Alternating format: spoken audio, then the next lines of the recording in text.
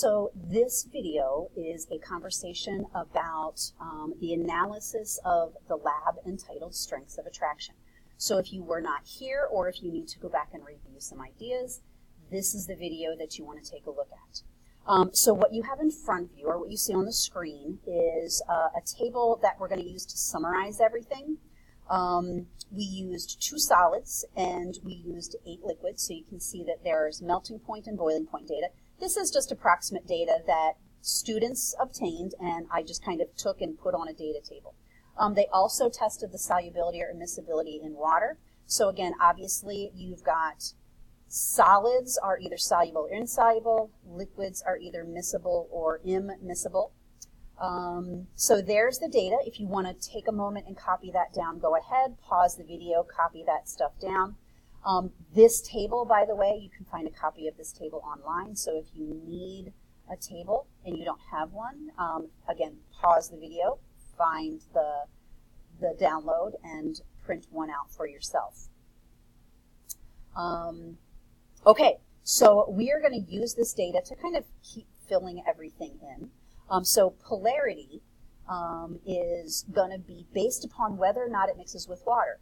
Hopefully by now you know that water is polar. So if it mixes with water, that means the substance overall is polar. If it doesn't mix with water, that means obviously the substance overall is nonpolar. So miscible means it does mix. So we can say that methanol is polar. We can say that ethanol is polar. We can say that propanol is polar. But you get to butanol and now it's immiscible. So nonpolar for the rest of the alcohols. Hexane, still immiscible, so nonpolar. Glycerin is miscible, even though glycerin was very thick. If you weren't in lab, glycerin is very thick, is very viscous material. But it is still polar because it does dissolve in water. Acetone, polar, and citric acid, polar.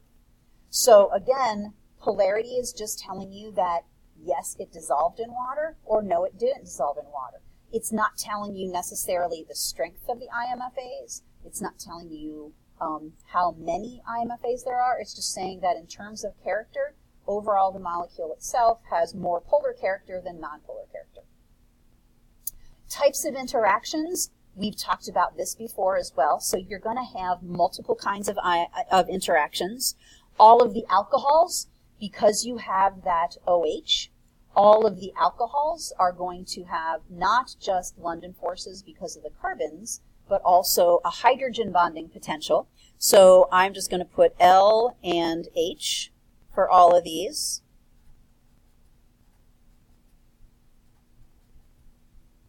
So there's all our alcohols. So everything has the potential to form London forces. Everything has the potential to form hydrogen bonding. You get to hexane, now you see it's C6H14, there are no O's. So the only kind of IMFA that it can form is London. Glycerin, you can see that there are 3 OHs as well as the carbons, so we're back to London and hydrogen bond potential. Acetone is a ketone, so that's a double bonded oxygen. So you have just London and dipole-dipole, no hydrogen bonding possible. But then we go to citric acid, and I know it's hard to see here, but hopefully your sheet is a little more clear. There are 3 OHs.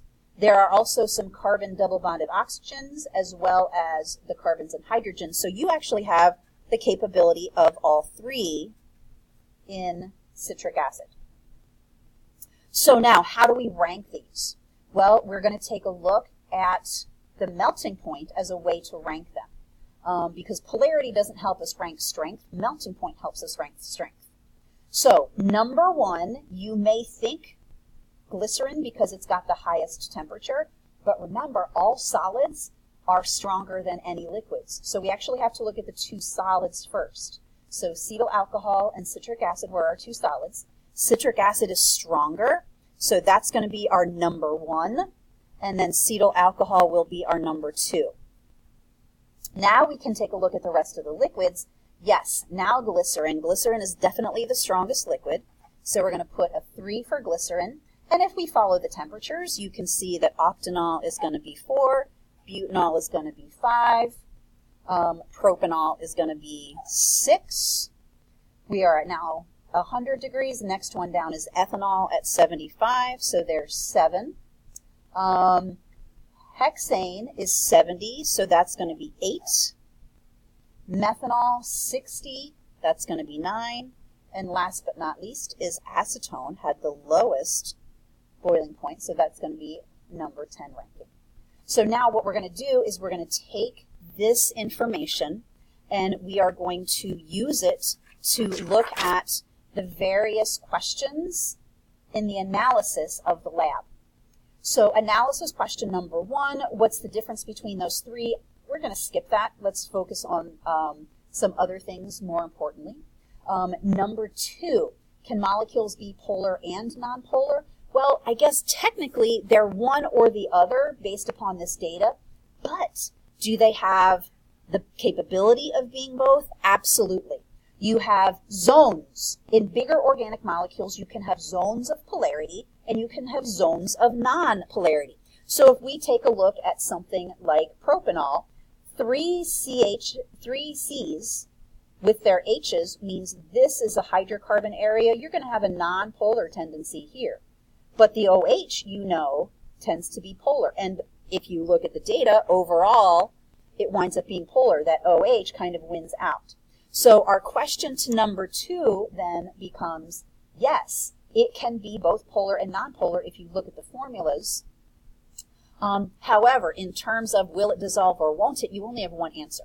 So it depends on which zone takes priority. If the hydrogen bonding and dipole-dipole zone takes priority, it'll be polar.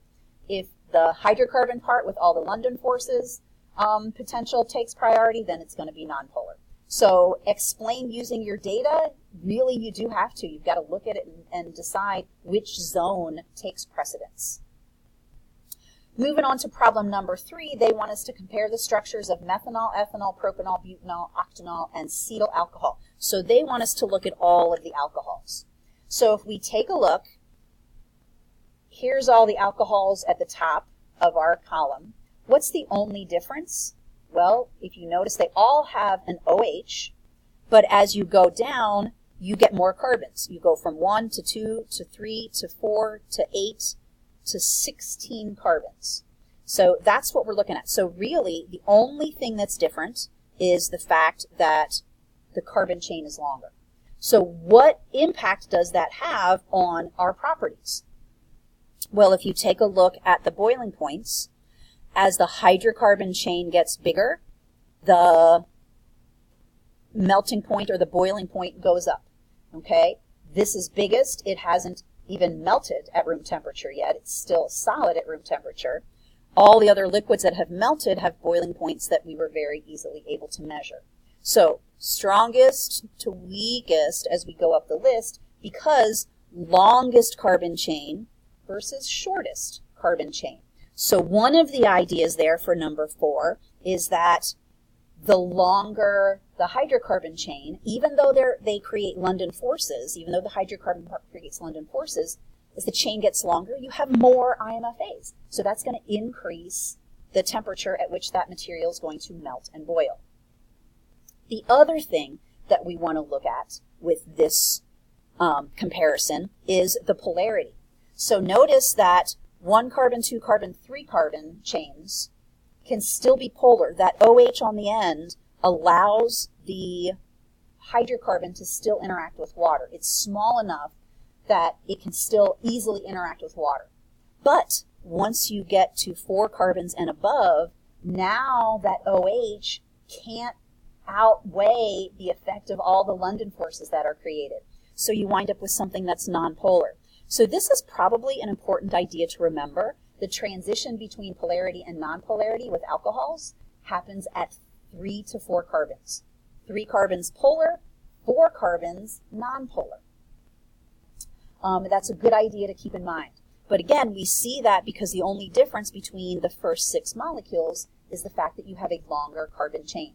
There's one OH, but as the carbon chain gets longer, the nonpolar character of that carbon chain weighs more heavily and therefore will not allow those bigger molecules to interact with water. Okay, so I am going to pause the video here. We need to talk about more problems, obviously. There's several more questions to do in the analysis, but we will pick up in part 2.